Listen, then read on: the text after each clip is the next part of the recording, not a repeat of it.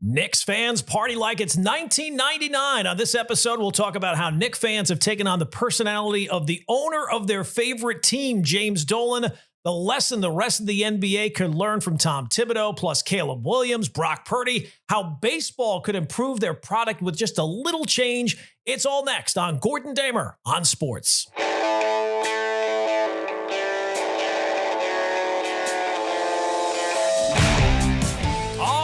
Welcome in a fresh episode of Gordon Damer on Sports. Welcome in. Plenty to discuss on this episode. Before we get too deep into it, before I get too far ahead of myself, if you could, please hit that subscribe button, like the episode, rate the episode, whatever platform you're listening on. It is absolutely essential. All right, this episode, we got to start with the headline. And the headline is the Knicks fans are different and what the NBA could learn from the Knicks' success. Yes, of course, we're going to lead with the Knicks today because they finish off the Celtics, advance to the Eastern Conference Finals for the first time in 25 years. 25 years, a quarter of a century of not just not having great success, but of having really no success, of false starts, of bad breaks, and really straight up dysfunction. And the scene outside Madison Square Garden, you would think if I showed someone that, they would think, well, that was after the Knicks won a championship for the first time in 50 years. Fans flooding 7th Avenue, climbing lampposts. You had that one dude that was sitting on top of the billboard. But you know what? As someone who watches the Knicks and considers himself a Knicks fan, that was not over the top. That was not an overreaction. That is Knicks fans being Knicks fans. A lot of people always think about New York. Well, if the Jets ever won a Super Bowl, that would be the most out of control scene ever. Absolutely not. It's not even close. The Knicks fans, if they were to ever win a title, it would be straight up for grabs. Knicks fans are absolutely different because you have fans, you have diehard fans, and then you have Knicks fans. They are not just a fan base. It's almost like a cult. It's almost like a movement. The best description I can give, you ever see a movie where they're living in like a post-apocalyptic world and they've been forced to live underground for years? The sky's toxic. The world is like a wasteland and people have to survive on whatever they can on scraps. And they basically raise generations without ever seeing the sun and telling their kids about what life used to be like. Well, that is life for a Knicks fan. That's what it's been like to live as a Knicks fan for 25 years. They've been living in the NBA version, basically, of a fallout bunker. There's been no light. There's been really no hope. It's just been dysfunction and James Dolan as being the owner. And most of the time, the Knicks have not just been bad. They've just not won games. They've been embarrassing. They've been a national punchline. And everyone everywhere has told Knicks fans, hey, you're never going to win. With James Dolan as the owner, you will never have any success, so you should basically just give up. And that really doesn't matter if you've been riding with the Knicks since the championship years, or if you're, from the Ewing and Starks era, or if this is the first real successful regime that you have been a fan of. And that was the scene outside the Garden, mostly the young fans.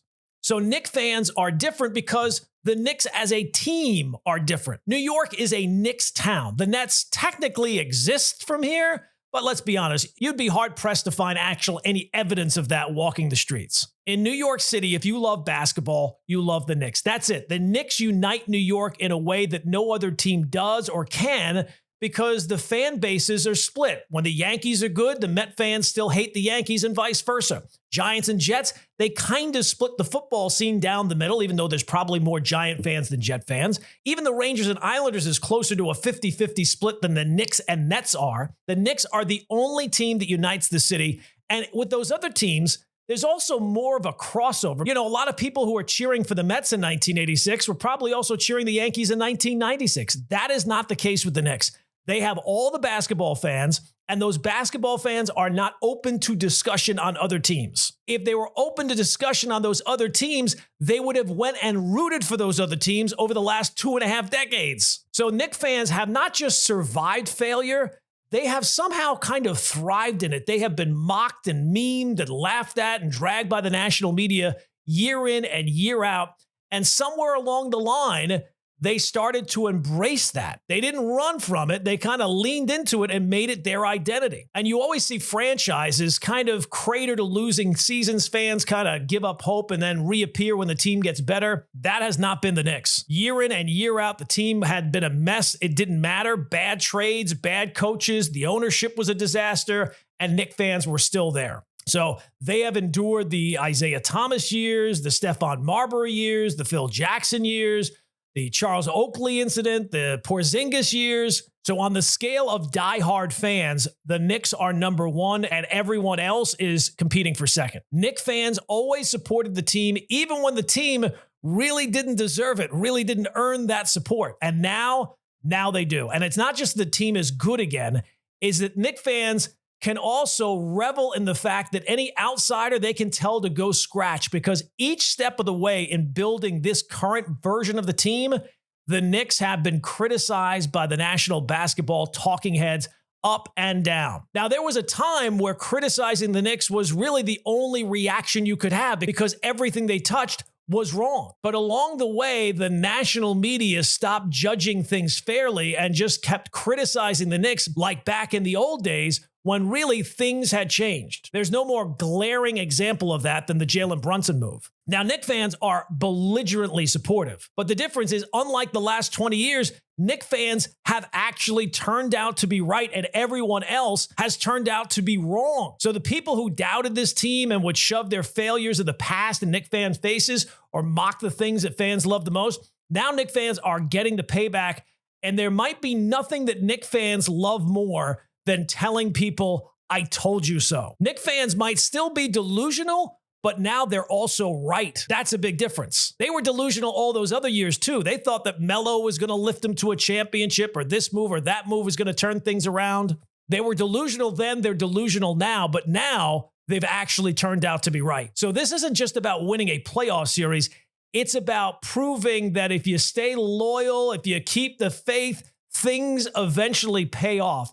And it's about every insult, every punchline, every year of dysfunction kind of being turned into fuel for their fandom. So when things finally did turn around, they have basked in that success. So yeah, maybe to the outsider that looked like a championship celebration, but anybody who knows Knicks fans or has followed the Knicks at all, if you've been paying attention, you knew if they ever had any success, that was the scene and that's what it was going to look like. Knicks fans never left. They were just waiting for something to celebrate, and they finally have that. That, to me, that scene outside the Garden, that was not surprising in any way. Knicks fans taking over 7th Avenue, not a surprise at all. What was the most shocking aspect of that, there was video of James Dolan leaving after Game 4, and he rolled down the window to the car that he was traveling in and gave a little kid a basketball from his car, and the fans, oh, they were cheering James Dolan. Let me say that again. Knicks fans were cheering James Dolan. More than the Knicks having success, more than the Knicks winning a championship, the most far-fetched idea that in 2025 we would see Knicks fans cheering James Dolan would have seemed impossible not that long ago. When you talk about sports villains, more than any guy from another team, Dolan was the number one sports villain in this town. He has been hated, maybe the most hated owner in all of sports as his time as the Knicks owner. Because even though the coaches get criticism or the players get criticism or the GM gets criticism, James Dolan has been the face of 2 decades of dysfunction, of mismanagement, of really just kind of arrogance. He had more head coaches than playoff wins, and was constantly just picking the wrong people. And then, worst of all, staying loyal to them, allowing them far more leeway than they should have been given, which now that I say that, who does that sound? It kind of sounds like Knicks fans themselves. He's been thin-skinned. He hates the media. I mean, I remember, I think it was a Daily News reporter he banned from a press conference. He obviously had the whole Charles Oakley incident, dragging him out of Madison Square Garden and getting him arrested. He's banned fans for chanting "sell the team." He brought in facial recognition to ban the people that wanted him banned. So to see a scene where Knicks fans love him, that might be the biggest upset of all. And maybe it makes kind of sense because it almost feels like they've taken on the personality of their owner. Dolan, if nothing else, hates the media. feels like they're always out to get him. And what a Knicks fan. Knicks fans hate the media. They always feel like they're out to get him. Go ask Brian Windhorst. Dolan has been described as petty, a chip on his shoulder, the ultimate us versus the world. And that is Knicks fans, straight out of the Dolan playbook. Knicks fans are militantly loyal. They show up no matter what. Dolan, too loyal, even when the results are awful. Isaiah Thomas, Steve Mills, the list goes on and on. And he certainly gives the impression that he does not care what anyone thinks. And more, neither do Knicks fans. They don't care if you hate them. They expect it. They welcome it. They revel in it. They are who they are. And in some strange kind of ironic way, it feels like Knicks fans have just taken on the personality of their team owner. So let's get one thing straight. Knicks fans have not just endured losing, they have endured humiliation, dysfunction, and national punchlines. The Knicks weren't just bad. They were like the worst kind of bad. Whereas a fan, you see headlines about the team and you would just have to roll your eyes. They were like reality TV bad. At times, they were the NBA's favorite joke, and the national NBA talking heads would not miss a chance to point that out. And yet somehow through all of it, Knicks fans didn't just survive. They took that as kind of like a badge of courage. So yes, I will describe them as being delusional because they are, but celebrating a second round playoff series like it was the championship, that's what happens when you take all that negativity and have to live with it and stew in it for years and years and years. And now that delusion, this entire time, you've actually turned out to be right about the team. They've never really gone into hiding. They've always been local. They've always been visible. Other fan bases, when the team is bad, you don't see the gear around all that much. Knicks fans have always shown up. And you always knew if they ever somehow taste success, what it was going to look like. And this is what it looks like. And I think when you look especially at the younger fans and where the ground zero of this turnaround really starts, I think that real moment was kind of crystallized in 2019. When Kevin Durant and Kyrie Irving signed with the Brooklyn Nets, that moment was supposed to be the Knicks' darkest hour. Kevin Durant and Kyrie, two superstar free agents, were on the market, and the Knicks had really kind of cleared the decks. They dumped salary. They tanked on purpose. They won, I think, 17 games that year, and that was by design. They were ready to roll. The Garden was getting prepped like it was going to be, the real runway moment. The Knicks fans could kind of feel it. The media was pointing it out. And this was finally the moment where the Knicks were going to finally return to relevance and land the superstar free agents. And then Durant and Kyrie obviously signed with the Brooklyn Nets. And the basketball world roasted the Knicks. The talk shows, entire segments about how the Knicks failed again. The memes practically wrote themselves. And that really was the far bigger story. Not that the Nets had signed those guys. The bigger focus was really on how the Knicks lost out. And then the most ridiculous narrative of the whole thing was, oh, you know what? The Nets might actually take over the town, which is still the most ridiculous sports narrative I think I've ever heard. But guess what? That failure turned out to be such a huge blessing in disguise. Because if Durant and Kyrie had signed with the Knicks, it just would have been more of the same old with the Knicks. They would have inherited absolutely nothing, no real foundation. It would have just been more of the same. And those guys with the injuries and the drama, and those guys walked into Brooklyn and kind of took over the organization. The Knicks would have been willing to do that, but the fact that they got turned down, the Knicks had to turn inward and actually fix their own problems. So when that happened, the Knicks pivoted. They didn't panic. They didn't go and just throw money away just to chase headlines. They went out and signed Julius Randle. They later would get Tom Thibodeau and Leon Rose and Worldwide Wes. And for the first time in decades, the Knicks tried a different plan. They actually tried a little patience and started focusing on themselves and on the team. And look where we are now. And that super team, oh my God, that was just such a disaster. Durant got hurt. Kyrie was missing games for everything. James Harden came and went, and they never even made a conference finals. And that would have been the Knicks' old plan, to kind of skip the process, kind of jump in the line, to take a shortcut to success. The Nets did that, and they paid the price. The Knicks did something completely unexpected. They actually put together a plan and carried it out. And now they have something that is actually sustainable. But the constant failure of the last 25 years, ordinarily, that would drive a fan base underground. The Knicks fan, though, somehow became like more defiant, almost belligerent in support of their team. So whenever the reaction is going to be overly negative. They're going to be delusionally positive. They have been that way for a long time. Just to make it through this fandom, you would have to be. But now this success proves that for the first time in 20 years, they actually have turned out to be right. So it's easy to say that this success was always going to take place, but that has not been the case with the Knicks. Go back to the Leon Rose hire.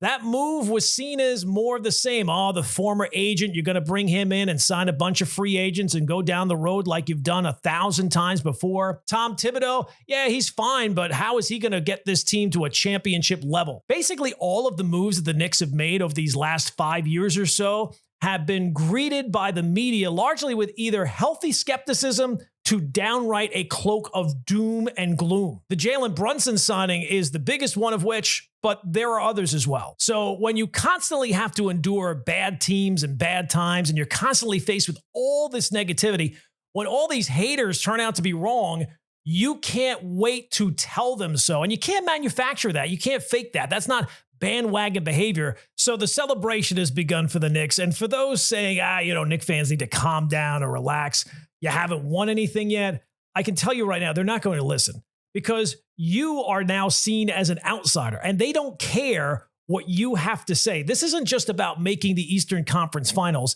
This is partly about validation, and it's also about loyalty kind of being rewarded. Knicks fans didn't wait 25 years and they were just going to have a measured response. They have waited for nights like this. And let's be real. If this were any other team, if this were the Toronto Raptors, if this was the Indiana Pacers, any other organization, this would be called passion. But with the Knicks, it's always seen as too much, it's embarrassing, and that's a double standard. Knicks fans see it, and guess what? They don't care. They don't care what you have to say. It is them against the world, and they are going to celebrate each step and show that the negativity that has been presented towards them, they love it. They wear it as a badge of honor. And if you wanted to tone it down, sorry, that's not how it works.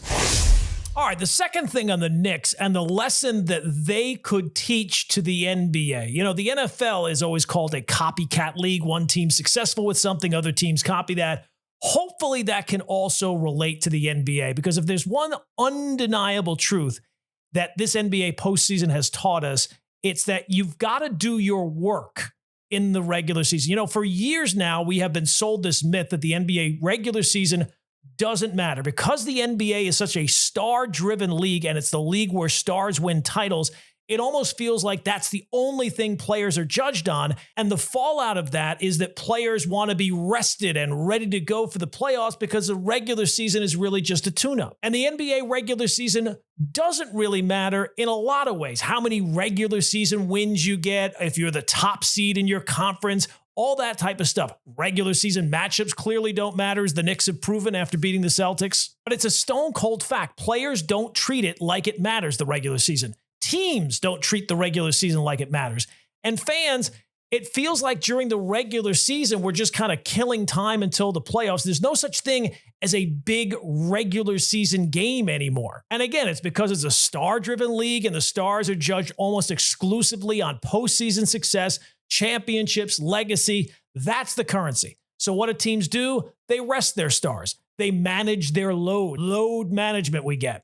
They ease off the gas to just get in and be fresh for when it counts. The other side of that, of course, is Tom Thibodeau. Tibbs does not believe in easing off. He does not believe in load management.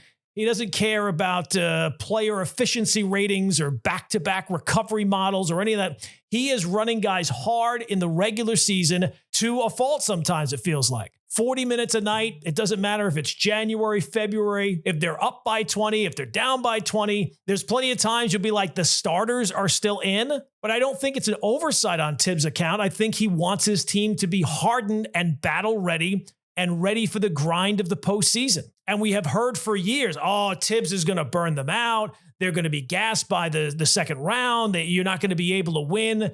You can't win in May if you're doing all this work and playing all these minutes in January and February. Except so far this postseason, that hasn't happened. If anything, the Knicks look fresher than the so-called rested teams. They're the ones closing out games. They're the ones overcoming 20-point deficits in the fourth quarter. They're winning fourth quarters. They're winning second halves. They're surviving the body blows. 2 20-point comebacks against the defending champs.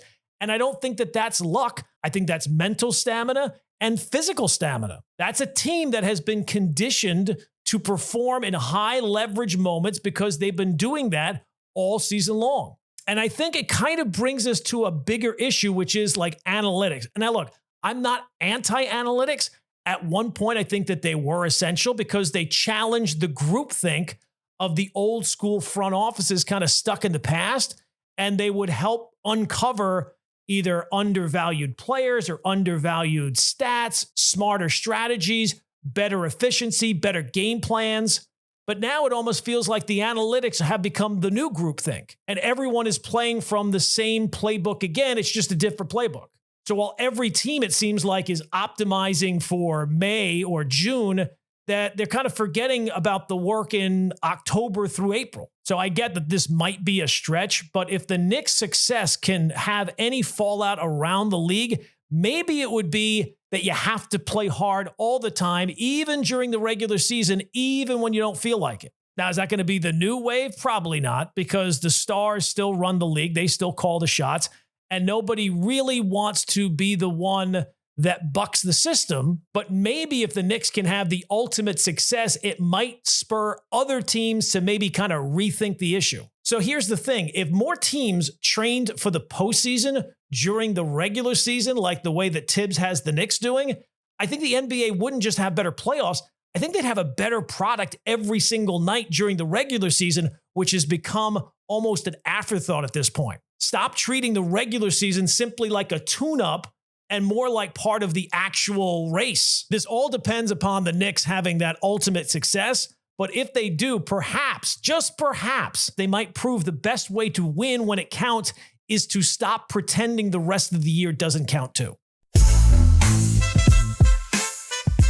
All right, let's move on to 3 and Out. And first up, let's talk about this Caleb Williams story, because it's not just a headline. I think it's a window into what big money pro sports is like. Apparently, people were all surprised by it, shocked by it. According to a new book by Seth Wickersham, Caleb and his family were more than just a little bit nervous about being drafted by the Chicago Bears. I think it's safe to say that they were in full-blown panic mode. They were taking meetings with lawyers to try to find a way around the NFL's collective bargaining agreement because they didn't want to go to the Bears. They explored the possibility of Caleb playing in the United Football League for a year just so they could avoid being locked in with Chicago. So this is not the type of thing where he was just unsure about going to Chicago. That is a red alert level concern. His dad, Carl, said Chicago is the place quarterbacks go to die. And Caleb reportedly told his dad, I don't think I can do it with Shane Waldron, who was the Bears offensive coordinator. He also had a private meeting with the Vikings coach, Kevin O'Connell, and walked away saying, quote, I need to go to the Vikings. So I think a lot of people are saying, wow, that is outrageous. How could he do that? How dare Caleb Williams say that? What was he thinking? I would say, how can you blame him? This is the biggest decision that Caleb Williams has ever made in his life, and it's not his decision to make. It's the Bears' decision to select him number 1 overall, and he was just simply looking at what his options could be. This is not a kid being picky. This is a franchise quarterback doing everything in his power to avoid a franchise that, let's be honest, has a reputation for ruining guys like him. Again, how can you blame him? Whether it's fair or not, the reputation is the Bears are where quarterback talent goes to either get mismanaged or just completely failed. And if it's true that quarterback success relies on many factors, it's pretty clear at this point, whatever those factors are have been missing in Chicago. So when he looks around and thinks Chicago might be a disaster, that's not paranoia. That's recognizing an established pattern. There was even talk that he and his dad had considered just going scorched earth so that they would not get drafted by the Bears. And the only reason that he didn't do that was because he didn't want his dad to take the heat. Well, I think that that's kind of the maturity that we should kind of be applauding, not criticizing. And he eventually came around and said, okay, I think I can do it in Chicago. I'm going to go to the Bears. And maybe he really believes that. Maybe Ben Johnson can fix what the issues have been there. Maybe this time will be different. But I think we can say this. Caleb Williams was 100% right in trying to avoid a situation that he thought might be impossible to work with. What was he supposed to do? Just sacrifice his career, even though he didn't believe in the situation he was being forced into? I think he was being smart. I think he was being strategic. And at the end of the day, he was being self-aware. So let's take the opposite approach, just for argument's sake. Was he supposed to say, well, Chicago, yes, it's been a disaster for quarterbacks so far, but I'm going to go there because I'm so great, I can overcome it, and I'll be able to fix whatever the issues have been in the past. To me, that's delusion. I would rather want honesty and to see the organization like the Bears and the lack of success that you've had developing quarterbacks, that should be on your radar if you're about to be selected by the Chicago Bears. Let me ask you this. If the Bears had selected Patrick Mahomes in the year where they selected Mitchell Trubisky, would he still be Patrick Mahomes? Would he still be this guy that we're already putting into the Hall of Fame? I don't think so.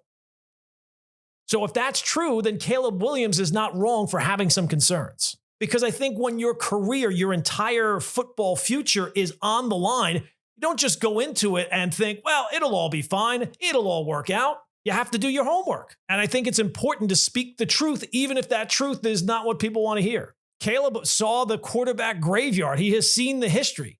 It's not hard to see that history. So some people might see that as weakness on his part. I think that that's a survival instinct. And I hope now that he's in Chicago, he proves us wrong and he can kind of rewrite some of that Bears quarterback legacy. But if it's just another chapter in the long book of wasted talent of the Chicago Bears, you can't say he didn't try to warn you. And don't think it's not true the other way as well. NFL teams are just as cutthroat. So when we talk about success as a quarterback being drafted high, everything matters. Coaching, offensive line, weapons around you, coaching staff, organization. And there's no better example than that than number 2. Brock Purdy has his contract extension with the 49ers done on Friday. They give the former Mr. Irrelevant a 5-year, $265 million contract. And I think that this is the perfect person to bring up when we talk about quarterbacks having success. How do you explain the success of Brock Purdy? Was it simply that he was great all the time and all the NFL teams just simply missed it and he would have been great no matter where he went? Or was it that he was talented, but he's also been blessed to land in a phenomenal situation, a quarterback-friendly system, weapons all around? We look at draft prospects as these finished products. Either they bust or they're a hit. When really it's not a pass-fail. There's a lot of shades of gray. And there's no better example of the NFL's quarterback myth machine than Brock Purdy. And I don't want to take anything away from the guy, but let's be honest. Quarterbacks are not born into NFL success. They are built. They are crafted. They are molded. And they are developed in the right environment with the right pieces around them. And if they're put in the wrong situation without the right pieces, we know how that turns out. So Purdy didn't just stumble into success. He walked into one of the best offensive ecosystems with Kyle Shanahan running one of the most quarterback-friendly systems in the league. He's got Christian McCaffrey and Deebo Samuel and Brandon Ayuk and George Kittle and a great offensive line and a defense that doesn't put him in shootouts every single solitary week. And you have to wonder how many other Brock Purdys have there been who have fallen into the wrong situations, and being a late round guy, they get cut after a camp or two. So it certainly seems when we're talking about young quarterbacks, it has less to do with their scouting report and their stat sheet and less to do with where they got picked, rather about who did the picking. And finally, number 3, Major League Baseball has a problem with being terrible. Year in and year, I'm not talking about the league, but individual teams, year in and year out, it feels like certain organizations are not trying. And part of that is that tanking does kind of work if you're a small market team. Maybe you can't compete year in and year out, so you have to build with a specific window in mind. But that does not lead to the best product. And there are some teams that it doesn't feel like they're building towards anything. The Pirates don't feel like they're building towards anything. The Colorado Rockies have 8 wins on the season. The Marlins are always terrible. And this obviously stands out more in baseball because there is no salary cap. How are teams spending $80 million going to compete against teams that are spending $300? And baseball has put some rules in place. And baseball does have more parity than other sports, even without the salary cap. But I was thinking, to really make an impact, one popular concept that comes up from time to time is relegation, European soccer. Your team's bad for long enough, you get knocked down to a lower league, and then you have to build your way back up to be in the Premier League. And I think that could work in baseball, but instead of switching leagues, you just simply change divisions. When you take a look at the Central Division in both the National League and the American League, it's largely small market teams. Now, you'd have to rearrange a couple of things, but not all that much. The Cubs and Cardinals in the National League, they would have to be moved, and they would be replaced by the Marlins and the Rockies. Maybe the Cubs go back to the East, the Cardinals go to the West. In the American League, the Twins, they've been pretty good for a while, so they got to get moved maybe to the AL West in favor of the Angels. The A's, they also got to move to the Central for the Guardians. But then you have the East and the West with really good teams competing at a high level. And then you have the Central where only one team out of that entire division makes the playoffs. So if you don't want to spend anymore, if you don't want to be competitive, wallow away in the AL and NL Central and leave the good teams to fight it out in the East and West. I realize that this is never going to happen, but I don't know. I don't think it's the worst idea I've ever had. In fairness, I've had a lot of really bad ideas. All right, that is going to do it for another episode of Gordon Damer on Sports. If you did not already, please subscribe on whichever platform you are listening to this on. Like the episode, rate it, comment, whatever you can do. Please hit a couple of buttons. It helps a lot. You can find me on Substack, GordonDamerOnSports.substack.com, or you can find me on Twitter @GordonDamer. We will see you again on Thursday with another edition of Gordon Damer on Sports.